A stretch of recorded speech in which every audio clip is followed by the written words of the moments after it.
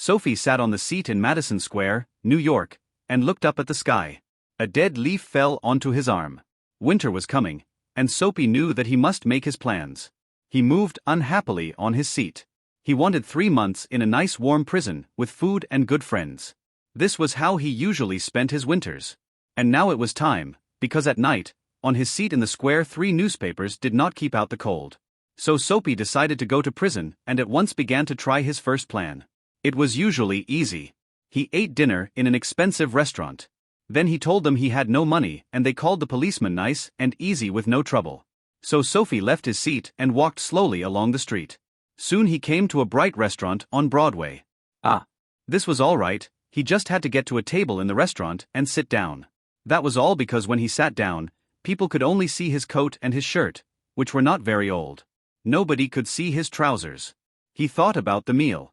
Not too expensive, but good. But when Sophie went into the restaurant, the waiter saw Sophie's dirty old trousers and terrible shoes. Strong hands turned him round and helped him out into the street again. So now he had to think of something different. Sophie walked away from Broadway and soon he found himself on 6th Avenue. He stopped in front of a shop window and looked at it. It was nice and bright and everybody in the street could see him. Slowly and carefully, he picked up a stone and threw it at the window. The glass broke with a loud noise. People ran around the corner, and Sophie was happy because the man in front was a policeman. Sophie did not move. He stood there with his hands in his pockets, and he smiled. I'll soon be in prison now, he thought. The policeman came up to Sophie. Who did that? He asked. Perhaps I did, Sophie replied. But the policeman knew that people who break windows do not stop to talk to policemen, they run away. And just then the policeman saw another man who was running to catch a bus. So the policeman ran after him. Sophie watched for a minute, then he walked away. Nolak. Again. He began to feel cross. But on the opposite side of the road he saw a little restaurant. That'll be all right, he thought. And he went in. This time nobody looked at his trousers and his shoes. He enjoyed his meal and then he looked up at the waiter, smiled and said, I haven't got any money, you know. Now call the police and do it quickly. I'm tired. No police for you, the waiter answered. Hey Joe. Another waiter came. And together they threw Sophie out into the cold St. Sophie lay there very angry. With difficulty, he stood up. His nice warm prison was still far away, and Sophie was very unhappy. He felt worse because a policeman who was standing near laughed and walked away. Sophie moved on, but he walked for a long time before he tried again. This time it looked easy. A nice young woman was standing in front of a shop window not very far away. There was also a policeman. Sophie moved nearer to the young woman. He saw that the policeman was watching him. Then he said to the young woman with a smile, Why don't you come with me, my dear? I can give you a good time. The young woman moved away a little and looked more carefully into the shop window. Sophie looked at the policeman. Yes, he was still watching. Then he spoke to the young woman again. In a minute she would call the policeman. Sophie could almost see the prison doors.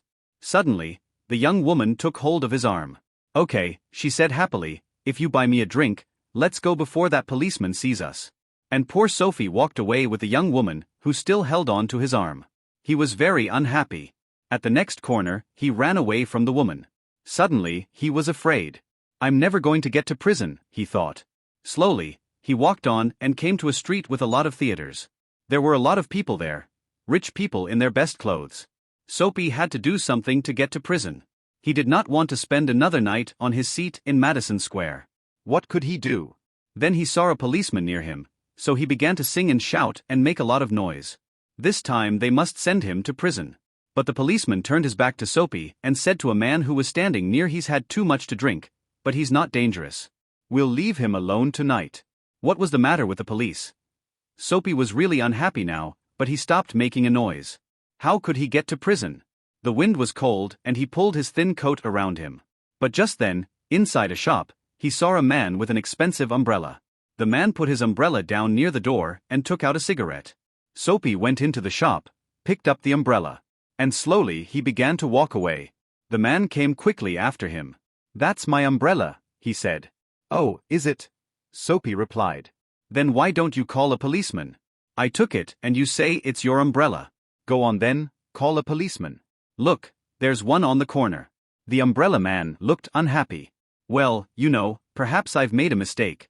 I took it from a restaurant this morning. If it's yours, well, I'm very sorry. Of course it's my umbrella, Soapy said. The policeman looked at them and the umbrella man walked away. The policeman went to help a beautiful young girl to cross the road. Soapy was really angry now. He threw the umbrella away and said many bad things about policemen. Just because he wanted to go to prison, they did not want to send him there. He could do nothing wrong. He began to walk back to Madison Square and home his seat, but on a quiet corner, Soapy suddenly stopped. Here, in the middle of the city, was a beautiful old church. Through one purple window he could see a soft light and sweet music was coming from inside the church. The moon was high in the sky and everything was quiet. For a few seconds it was like a country church. And Soapy remembered other, happier days. He thought of the days when he had a mother and friends and beautiful things in his life. Then he thought about his life now, the empty days, the dead plans. And then a wonderful thing happened. Soapy decided to change his life and be a new man. Tomorrow, he said to himself, I'll go into town and find work. My life will be good again. I'll be somebody important. Everything will be different. Soapy felt a hand on his arm. He jumped and looked round quickly into the face of a policeman. What are you doing here? Asked the policeman. Nothing, Soapy answered. Then come with me, the policeman said. 3 months in prison, they told Soapy the next day.